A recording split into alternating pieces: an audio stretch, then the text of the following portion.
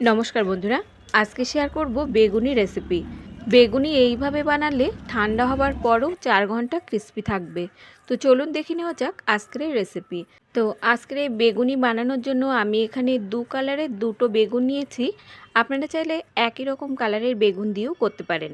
এখন এই বেগুনের 2 পাশ কেটে নেবার পর পাতলা পাতলা স্লাইস করে বেগুনটাকে কেটে নিতে হবে। তবে খুব বেশি কিন্তু পাতলা করে কাটা যাবে না, আবার খুব বেশি মোটা হবে না, ঠিক সেই রকমভাবেই বেগুনের স্লাইসগুলো কেটে নিতে হবে। বেগুনি ভাজার কিছুক্ষণ পরেই বেগুনি একদমই নরম হয়ে যায়, মুচমুচে থাকে না। তো এইভাবে একবার বানিয়ে দেখুন, বেগুনি খেতেও দারুণ লাগবে আর মুচমুচেও থাকবে বহুক্ষণ। বেগুন কেটে নেবার পর এখন একটা পাত্রে সামান্য একটু দিয়ে দিচ্ছি লবণ। এখন এই লবণ জলের মধ্যে বেগুন আমাদের 4 থেকে 5 মিনিটের মতো ভিজিয়ে রাখতে হবে। এতে করে দেখবেন বেগুনি ভাজার পর বেগুনগুলো খেতে বেশ ভালো লাগবে। 5 মিনিট পর জল ঝরিয়ে বেগুনগুলো জল থেকে তুলে নিতে হবে। চাইলে আপনারা কোনো ঝুড়ির মধ্যেও ঢেলে দিতে পারেন, তাতে দেখবেন জলগুলো খুব ভালোভাবে ঝরে যাবে। বেগুন তুলে নেবার পর এখন একটা পাত্রের মধ্যে আমি নিয়ে নিচ্ছি 1 কাপ মতো বেসন, আর নিয়ে নিচ্ছি এখানে হাফ কাপ কর্নফ্লাওয়ার, আর দিচ্ছি এখানে 3 চামচ ময়দা। এখন এই সমস্ত উপকরণ একটা চালনি দিয়ে খুব ভালোভাবে চেলে নিতে হবে। এভাবে চেলে নিলে দেখবেন এর মধ্যে কোনো রকম দলাভাব থাকবে না, ব্যাটারটাও একদমই স্মুথ তৈরি হবে।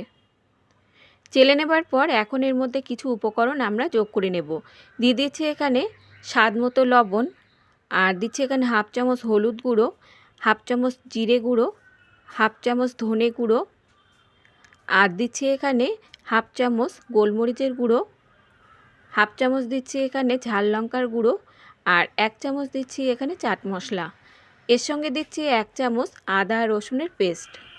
এখন এই সমস্ত উপকরণ খুব ভালোভাবে একসঙ্গে মিশিয়ে নিতে হবে। ভালোভাবে মিশিয়ে নেবার পর এখন অল্প অল্প জল দিয়ে একটা ব্যাটার রেডি করে নিতে হবে। বন্ধুরা, জলটা কিন্তু একেবারে দেওয়া যাবে না, তাহলে পাতলা হয়ে যেতে পারে ব্যাটারটা। তাই অল্প অল্প জল দিয়ে, খুব বেশি পাতলা হবে না আবার খুব বেশি ঘন হবে না, ঠিক এই রকম কনসিস্টেন্সি রেখে একটা ব্যাটার এখানে রেডি করে নিতে হবে। তো এখানে আরও একটু জলের দরকার, সামান্য আর একটু জল দিয়ে আবারও খুব ভালোভাবে মিশিয়ে নিতে হবে। এখন এই ব্যাটারটাকে 4 থেকে 5 মিনিটের মতো খুব ভালোভাবে ফেটিয়ে নিতে হবে। আর এই ব্যাটারটা ফেটাতে ফেটাতে যখন দেখবেন একটা স্মুথ ব্যাটারে পরিণত হবে, তখন বুঝবেন যে বেগুনি ভাজার জন্য ব্যাটারটা একদমই রেডি। আর এই ব্যাটারটা ঠিকমতো রেডি হয়েছে কিনা তার জন্যে আপনারা এভাবে একটা আঙুল দিয়ে দেখতে পারেন। যদি আঙুলে দেখেন এরকম একটা কোট পড়ে যাচ্ছে, তাহলে বুঝবেন বেগুনি ভাজার জন্য ব্যাটারটা একদমই রেডি। এখন এর মধ্যে দিয়ে দিচ্ছি বেকিং সোডা হাফ চামচ। বেকিং সোডা দিয়ে আবারও খুব ভালোভাবে মিশিয়ে নিতে হবে।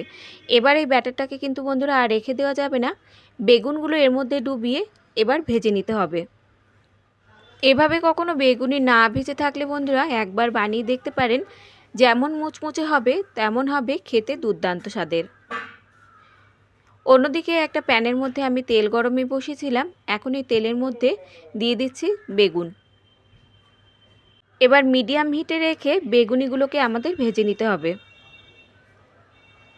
একটু লালচে রং ধরে বেগুনিগুলো ভেজে নেবেন, তাহলে দেখবেন বেগুনিগুলো অনেকক্ষণ ধরে মুচমুচে থাকবে। এই বেগুনিগুলো বিকালে চায়ের সঙ্গে কিংবা মুড়ির সঙ্গে খেতে কিন্তু দুর্দান্ত লাগে। দেখুন বেগুনিগুলো বেশ লালচে রং ধরিয়ে আমি ভেজে নিয়েছি। এবার এগুলো তেল ঝরিয়ে তুলে নেব।